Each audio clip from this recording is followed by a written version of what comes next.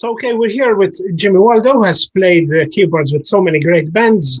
Hopefully we'll speak about some of them. And also, he's overseeing the retrospective release of a double album from Blackthorne. But I think, Jimmy, before we speak about this release, I think it makes sense to ask you, who were Blackthorne and when and how did the band come together? Okay, I'm just trying to turn okay, I'm going to make sure my volume's up there. Blackthorne was, Bob Kulick and I I met Bob in 1978. Bob and I just hit it off immediately. I said, hey, we got to get together and write some songs and see what happens. So that was in New York. We both moved to LA a few years later. Didn't know the other one had moved to LA. We hooked up again and started writing songs and said, hey, let's do this. Let's do a band. So that's how it started, really. Okay, Bob Kulick, of course, we're speaking about the brother of Bruce Kulick, who played guitar with Kiss and who he himself almost joined Kiss instead of Ace Frehley. Anyway, we'll come to that later. Considering the talent within the lineup and the quality of the material, it's perhaps a bit surprising that the band didn't last long. So why didn't Blackthorne go beyond one studio album and split up after a couple of years? We made that first record for Polydor. We got an advance, a nice advance to make the record, and got a Sony publishing deal, which helped. And we spent a fair amount of money making the record. We got an advance from Polydor. We got part of the advance to do the next record, and started to prepare to make that record. And Graham quit the band. So Graham didn't want to work with us anymore. So he quit. So we lost, because there was no singer at that point, we lost the Polydor deal. Okay. So we didn't get the rest of the advance. Bob Kulick and I had to make it work. And we looked for another singer, and we got David Glenn Isley and started a new project. We didn't want to call it Blackthorne anymore. So I'm guessing you're referring to Murderers Row, right? Yes. Yeah, but back to Blackthorne. So before this happened, before Graham left, you had already released one album, I believe, right? Yeah, we just put the Afterlife was the only record that Blackthorne put out. Yes. Okay, so let's speak about this retrospective release. Can you perhaps describe the contents? What is it called and what does it contain? Yes, it is a lot of demo. Bob and I wrote a lot of songs. So we picked those 10 for the Blackthorne record, the Afterlife record, really 9, because one of those was All Night Long, which was the Rainbow remake, again. And so we had 9 songs that we picked from the songs that we'd written, and a couple that Bob had written with some other people. Wrote We Won't Be Forgotten with Bruce and Paul Taylor from Winger and stuff like that. Then we'd written a bunch of other stuff. So we had demos of these other songs. And so I just thought, this is crazy. I had this box full of Blackthorne tapes at home in California. And our manager, Giles Lavery, Alcatrazz manager Giles Lavery, was staying at my house in California when we were doing an Alcatrazz record. And he asked me, he goes in the garage, he goes, what's this box of Blackthorne stuff? And so I said, oh, I don't know. It's just demos and things. He went crazy. He dug all the tapes out, and we got them all transferred. 16 tracks, 8 tracks, 4 tracks, cassettes, DAT tapes, everything. And we got it all transferred, put it in Pro Tools, and listened to everything. And then Giles just kept going through everything, picking the best takes, most complete takes of demos and things like that. And that's where all that came from. So I just wanted it out there. I love a lot of those songs, and I just wanted them to get out there. I love the fact that they're demos. It sounds different than they did on the record. And there's some songs on there that weren't on any record. So I was just into this. We didn't get paid anything. There's no money in putting out records these days. It's not like, oh boy, we got this big, we got no advance and and you don't make any money on records. With Spotify, I mean, when somebody streams a song, you see like I've said, I see numbers from Spotify that I don't even know what they mean. They're so 0.476. I don't even know what that is. I don't know what that is. So I just wanted this record out there because I'm real proud of the stuff that I wrote with Bob. And I know Bob would love it. He was always about, hey, let's see what we can put out. He always wanted to put things out because he liked hearing himself. He liked putting out music that he thought was good. He was a great songwriter, great guitar player. And indeed, yeah. He just wanted that stuff out there. It's like, hey, look what I'm doing. And I, same way, I just felt like, God, this is really good music. And it is, yeah. I thought the demos sounded very respectable. And Bob played great. He played a little different on the demos than he did on the album, which I always think is cool when you hear somebody solo. I was just listening to some Alcatrazz demos from No Parole. And hear Yngwie playing Jet to Jet. Yeah. And he plays the shit out of it, but he plays it different. Okay, that's interesting. His solo is different, and the melodic parts are different. And a lot of those, and I couldn't even remember. I was like, holy cow, those songs really grew, and we really did work on those more. Because I kept thinking, we just rehearsed them, put them together, and then we went in the studio. But we did record them demos, really. And it's really cool. Those songs, you'll include them as bonus tracks on forthcoming releases by Alcatrazz. Who knows? Yeah. I mean, I wanted to, because Bob played some really cool stuff on the demos, and I love that. And some of it he plays it almost like he did on the record. So and it was just really cool. I just like putting out that. I like hearing that music. I liked it. You mentioned the Rainbow songs. In fact, you recorded there's Since You've Been Gone and All Night Long. Obviously, songs that Graham recorded with Rainbow. How come they appeared on the Afterlife album of Blackthorne? Whoops. Oh, damn it. Sorry. I cut you off. Oh, there we go. God. No, I never stopped hearing you, Oh, okay. Well, Graham liked those songs, and we liked the songs, and we just thought, well, Graham having been in Rainbow, we thought it was a good idea, and Bob really liked the song, so we just thought, well, let's put one on there. One thing I noticed when I was hearing this double album from Blackthorne, that in contrast with other bands you've played with, such as New England, in Blackthorne, the keyboards tend to be more subtle and in the background. And were you always okay with this when the band started writing its own songs? Well, like the song Afterlife, I wrote that musically. And I always intended that to be a heavy guitar song. I wrote this keyboard riff, but I always intended it to be a guitar riff. So when we cut Afterlife, the keyboards are almost non-existent, and that was okay with me because it was supposed to be a heavy guitar, and Bob played it just the way I'd heard it in my head. I thought, yeah, that's great, you're killing it. So that on Blackthorne, I looked at it more like a guitar player's record, really, and it wasn't so much. There are some songs the keyboards are, really a big deal, like "Baby You're the Blood." I wrote that, so. That remained. Those keyboards sort of stayed where they were supposed to be in the mix. But like "Cradle to the Grave," not so much. Again, that was more of meant to be a heavy guitar song. When we wrote that, I always had it in my head, guitar, guitar, guitar. I guess I was thinking more like a producer than I was a keyboard player. And in hindsight, I wish the keyboards would have been louder. Yes.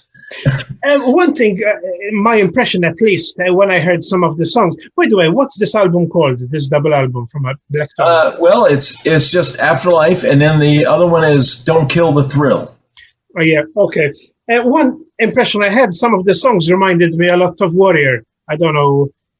It's interesting. Especially how the choir vocals are used and the guitars. That's at least my impression of Interesting. Never thought of it. Also, I know the lineup of Blackthorne. There was Bob Kulick on guitar and also Frank Banali on drums, who passed away in a short space of time, directly or indirectly from this pandemic. And how do you feel about them when it's so suddenly? I felt horrible. Frankie and I were texting back and forth, and we were going to get together, and I thought maybe he was going to pull through. He had cancer, and I didn't know how bad it was.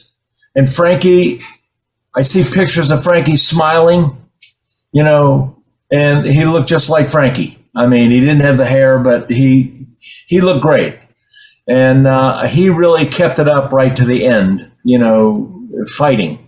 And so I was really hoping we'd get together again, but wasn't meant to be, unfortunately. I loved his drumming. One of the best drummers that I've ever played with. Just the kind of drummer I like to play with. I mean, he had that John Bonham influence, which I love, but he also was a little different than that. It was more than just sounding like John Bonham. He was just a great musician, great drummer. It was his feel that I loved. The feel of that Blackthorne record, I just love the feel. It's heavy, but it grooves. It's got great grooves. It's just not bashing away, And we cut that stuff, pretty live. I don't think we used a click. I mean, we just played, and it feels that way to me. Frankie feels that way, and Chuck Wright played bass, and Chuck's one of my favorite bass players in the world. And Chuck and Frankie played together at rehearsal, and Chuck knows exactly what Frankie's going to do. They were like one person. They played together so much in Quiet Riot and stuff. So you see it when Frankie would go to do a drum fill. Chuck could feel it and would just know what to do. Can feel it coming. Oh yeah, it was so much fun working with those guys. And that's a real advantage of playing with a world-class rhythm section. It's like they pull you into the song. It's just so cool. If I'm not mistaken, before joining Blackthorne, in fact, Frankie Banali had left Quiet Riot, and he rejoined Quiet Riot as soon as Blackthorne ended. So do you think he would still have gone back to Quiet Riot if Blackthorne had taken off? That's hard to say, He may not have. I'm not sure. If Blackthorne would have gone on to be a real band and tour, I don't know. I honestly don't know, because I don't know what Quiet Riot's situation was at the time. If there was a lot of money there, if it was a good, because those guys, when I played in Quiet Riot, we toured and we played in front of thousands of people. I mean, we didn't play clubs. And so, you mean with which band are you talking about? With Quiet Riot. Okay. I played with Quiet Riot. I did an album. I did their last album on CBS Records with them. Okay. And when Paul Shortino joined the band to replace Kevin. All right. The record company wanted Kevin out. And they loved Paul. Paul was a great writer. Paul and I were friends. And it was their last really successful record. And it did okay. We toured South America. And we played soccer stadiums. I mean, we played in front of 20,000 kids sometimes, and it was amazing. And so Frankie might have gone back to that. That would have been what he was. If I was him, I would have probably done, because Blackthorne would be starting from scratch. Yeah. We would be playing clubs and doing that thing. And if I was Frankie, I would have gone back to Quiet Riot and gone back to playing stadiums, You mentioned Bob. You knew Bob Kulick for several years. How did you get to know him? Well, we were at a Kiss show in New York in 1978. Kiss played the Beacon Theater in New York, And I was backstage. And sorry to interrupt. This in that 78, I believe you were with New England touring with Kiss, right? Yeah, well, we toured with Kiss in 79. We were making our record in 1978. Okay, so that wasn't, you weren't on the stage. You were both in the audience, so to speak. Yes. Oh, yeah. Bob, we were backstage. You know, Bob obviously had the thread with Kiss and for years and years and years, and was good friends. And I just knew them. Paul Stanley was producing our New England record. Indeed, yeah. And we were going to tour with Kiss. We knew that. So I was backstage as part of that whole thing. And somebody introduced Bob and I don't remember to this day who it was that actually said, hey, I want you to meet somebody. But whoever it was, I thanked them because we hit it off immediately. Bob and I started talking, and we both got big mouths. We both talk a lot and loved hearing each other talk, I think. So we got together once more in New York. I met him at a club. He and I and Paul Stanley, I think, went to a club to see a couple of bands, and we talked again. And we just said, man, we got to get together, write some songs, and do some work. So then I moved to L.A. a couple of years later. Bob moved to L.A. a couple of years later. And we re-hooked up in L.A. and started writing and listened to each other's songs and all that. And at that point, I'd already done Alcatrazz. So Bob kind of knew a lot more about me as a keyboard player writer and my history. And I knew Bob's whole history. So, and I knew his brother, Bruce. So it was a real natural thing that we should work together. Bob and I are both kind of old school, like it's all about the song. Doesn't matter how fast the guitar player is or how heavy the band is or anything like that. It's really all about the song. And so I'm really proud of. That's why I wanted this record to come out, because I think it's a lot of great songs. And even though it was out once, it's great that it got reissued. Like I said, it's not the money, because you don't make any money these days on records. So I just wanted it out there. But Bob and I worked hard on the songs, and there were some other great writers involved that I'm real proud of those songs, having done those songs. So, yeah. We mentioned the tour you did with Kiss when you were playing keyboards with New England. I think this was a time when the live shows of Kiss had become significantly more flamboyant, let's say. So what are your recollection of those shows, coming from a person who was part of the touring? Well, the first show we played, I think, with Kiss was in Atlanta. In a big venue, the Omni in Atlanta, and our tour bus pulled up to the back door, and I remember seeing like 4 tractor trailers and thinking, okay, this is real, because we hadn't seen them before that. I mean, I'd seen them, a few years before, but I'd never seen the show, been backstage at the show, so I didn't really know what to expect. And we walked in that arena, and it was this huge production. The stage was massive, and our gear was already on stage off to the side. They were doing a sound check at that point, and the whole thing was just massive. And I was at the time when they still had their makeup, and yes, they were still doing the makeup. And so we, of course, they didn't have the makeup on when they're doing a sound check, and then we were blown away. And then we did our show that night. We went on at 8:00, and we played 45 minutes, and we got off stage.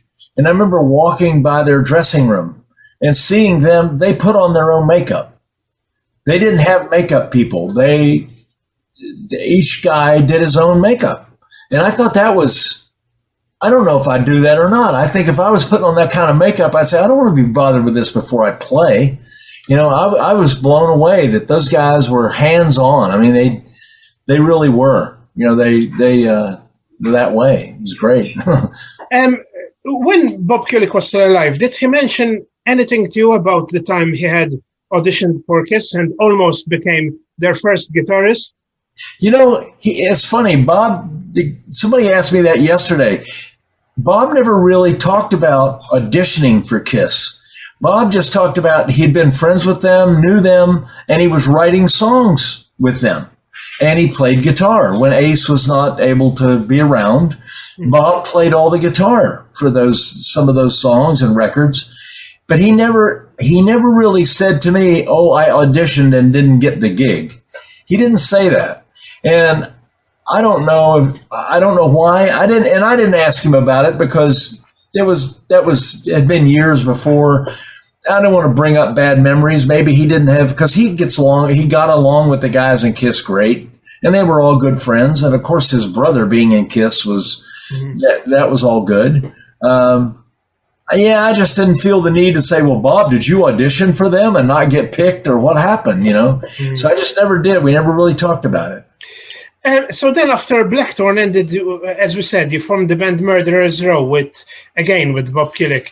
So why didn't that band last either? Because they had some good material too. Similar reasons to Blackthorne, or? Yes, similar reasons. The grunge thing killed Blackthorne. I mean, no question. The grunge thing was huge when that Blackthorne record came out, and it was still big, and Murderers Row was not grunge. And so we had the same problem as we did with Blackthorne. And then the record company in Japan that had signed Murderers Row didn't put anything into it. The advance was, well, there basically was no advance. Bob and I went into debt. By the time we were out of by the time Blackthorne ended, Bob and I were spending our own money to keep things going. And so there was really no support for Murderers Row. There was no record company support. We couldn't get a record deal here in the United States. So we had no support. And it's very difficult to do it without that. Yeah, and then a few years after Murderers Row ended, you and Graham Bonnet reformed Alcatrazz. Can you just talk me through what the circumstances were that made you want to reform the band in 2017? Well, Graham's manager called me and said, would I play on a couple of songs on the Graham Bonnet album? And I said, sure. So I played on one song or something, and then he said, well, man, why don't you just play on the whole record? We'll pay you to play on the whole record. So I said, well, I should go say hello to Graham. So he lived 15 minutes from me. So I went in, and Graham and I hung out, and just a really good vibe. And I just thought, well, yeah, I should do this. And so we did the Graham Bonnet Band. I finished that record with him and wrote one song on it, actually. And then we did a second Graham Bonnet Band record. And then it was like a natural progression to go ahead and do Alcatrazz. Mm-hmm. We talked about it. It wasn't planned for. Yeah, it was no big thought out thing. It was just like it came to, like, you know what, we should just do Alcatrazz. So we got a different guitar player. We got Joe Stump, who could really play this stuff. I mean, play this stuff. He's incredible. And Gary Shea, the bass player, came back, who had played, was the original bass player in Alcatrazz. Mm-hmm. And so now it felt like Alcatrazz again. And it was great. You've known Gary for many years. You've worked with him in so many bands, right? New England, yeah. He had played he was the original bass player in New England, so the only bass player in New England. Mm-hmm. So, yeah, we've been friends forever. Mm-hmm. Yeah, so with Graham Bonnet, you are responsible for the formation and reformation of Alcatrazz. And obviously, as we said, the formation of Blackthorne. So you two are obviously close to each other. So considering all that, what were your feelings when it was agreed that he would withdraw from Alcatrazz and Dougie White takes his place? Well, there was no discussion. Graham just left. It was my understanding Graham wanted to do his own band, the Graham Bonnet Band, with the people he had worked with before, and he really wanted to do that. And he did not like what we were doing. Graham has always told me he's not a fan of heavy metal or heavy rock. He likes other kinds of music, so that's what he was telling everybody, is that he didn't want to do this anymore. And he really didn't like the material, the direction. And what were your thoughts at that moment when you know Graham wasn't with the band anymore? Were you worrying about the future of the band, or? Well, not really. You know, when you're in a band and you're making stuff happen, you just go, you keep going. That's all. You go, okay. It's like being in a car and you get a flat tire. You don't worry about it. You just put a new tire on, you know. Mm-hmm. And that's sort of the way it was. I mean, Graham left and just didn't communicate with us, didn't say anything. He just left. So, you just get a new singer and you carry on. And Doogie was the obvious choice. I'd seen Doogie sing and knew about Doogie and heard and met Doogie and loved the guy. So, yeah.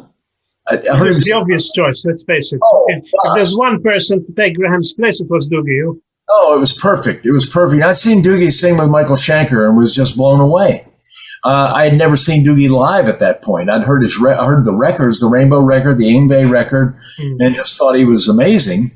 But seeing him live and the way he commanded the stage and the power of his voice live, it was just great. I mean, the guy was just great. So he was the obvious choice. And I knew Doogie. We'd met a couple of times and hung out and talked, and just a great guy. You know, he's one of those people you just meet him and you know in 10 minutes what kind of person he is. Yeah. He's great. There's a quick question about the album Alcatrazz did before Graham left, Born Innocent. The title track, I believe, was written by Chris Impellitteri. So before Joe Stump stepped in, did you ever consider Chris's involvement perhaps to make it a more permanent involvement with Alcatrazz? Well, no, because we knew Chris was interested. Chris is doing Chris Impellitteri. He wasn't really interested in being in another band. And Alcatrazz has a long history for Chris there, you know, and he'd worked with Graham. So he wasn't interested in being in the band. Mm-hmm. And we knew that. There was really nothing to be discussed, but it was fun to work with him and to have him write a song, which he did. And it just turned out great. And in this forthcoming and fifth studio album of Alcatrazz, it's Joe Stump who plays all the guitar tracks, right? Yeah, this is just the band. Yeah. At what situation is this new album? I believe it's going to be called Simply 5. Yeah. When will it be released? Do you know? October 15th. Okay, so before you come to Europe, it will be released. Yes. Yeah, we'll be in England November 11th. Unless Mr. COVID has something to say. But so far, you know, our manager talked to promoters around England that were playing their shows, and the shows are booked. So right now, it's a go. We're doing, I mean, I'm rehearsing here at home, and we're going to get together in England and rehearse some time before the first show. So as far as we're concerned, we're playing. With Doogie having sung with Yngwie Malmsteen's band on one side, and Yngwie, of course, having been the first guitarist of Alcatrazz on another side, it's probably inevitable that some fans are going to compare the new Alcatrazz album to Yngwie's music with each other. So how would you react to such comparisons? Well, I think some of it, they can see the similarities. The new record is just a little heavier and a little bit more power metal, I guess would be a good term. The faster songs, a little heavier, faster than any of the Alcatrazz stuff in the past. And that's similar to what Yngwie has done in the past. I mean, he's done stuff like this. So it's not that dissimilar, you know, from what Yngwie does or did with Doogie. So, and from No Parole from Rock and Roll, this is a natural progression for us. So it's all right in there, you know. And I mean, my opinion, if it is similar, that can't be bad, can it? You know. Yeah, that's fine. I mean, that's okay. It's like we all come from the same place. Exactly. We've all worked together one way or another. So it's just a natural thing that there'd be similarities. It's a normal thing. I know there are some keyboard players that great keyboard players, but when they're playing in heavier music, they're playing keyboards that sound not heavy. They may be great keyboard parts and they're playing them great, but it takes the heaviness out of the music. I try to do it the other way around. I try to bring something to the music that contributes to the arrangement and the song, but also if it's meant to be heavy, if the guitar is doing something very heavy, and this guitar-driven music, I think a keyboard player, you have to understand that. You can't be deluded into thinking like, well, I'm playing keyboards on this, so it's got to be 50-50. It's a guitar world, that's what it is. You're very song-oriented, your attitude. Yeah. So for me, it's about the song and what supports the song. So there are songs on the last couple of records I've done, the Alcatrazz records and this record that's coming out, that are I'm doubling what Joe is playing, but to make it sound thicker and have a different kind of texture. Not to go, look at my keyboard playing what Joe's playing, because some of you don't realize there's a keyboard doubling Joe. And that's okay, because I hear the sound. It's that sound that I like. And that's what Deep Purple had. Like John Lord was a master at that. That's exactly what I was thinking, Deep Purple. Yeah. He's a big influence on me, and I loved his playing because he wasn't a flash player all the time. He did some really cool solos and amazing stuff. But a lot of the time, he was there playing the right part, the right rhythm that for Richie to solo over or for the band to groove or whatever. And that was a big influence on me from John Lord, as much as his actual playing was his approach to the way he played in Deep Purple. And Don Airey in Rainbow. Don did really amazing stuff in Rainbow. And it all wasn't about his flash keyboard playing. He played a lot of keyboard parts that were very supportive, but you don't realize it because your focus is on Richie, the guitar part. But the truth was, Don had a major. As soon as you remove the keyboards, you realize how important they were. Yeah. Well, that's a really good point. I mean, I kind of think when I'm playing stuff and I'll do a part and I'm mixing it here at home.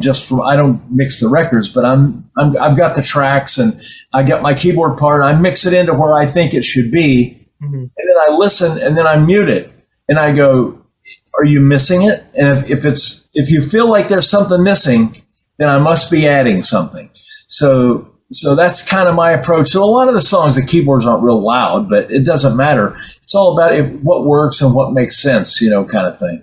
But I love playing nasty Hammond organ. I just love dirty, distorted Hammond organs. Through a Leslie or an amp, I have a Marshall here that I use through a Marshall cabinet, and I have a custom Leslie that I use with guitar amplifier. I have 5 different guitar heads, so I like that dirt. And I do mellotrons the same way. Mellotrons I put through amps and they're distorted, and I just like different things like that.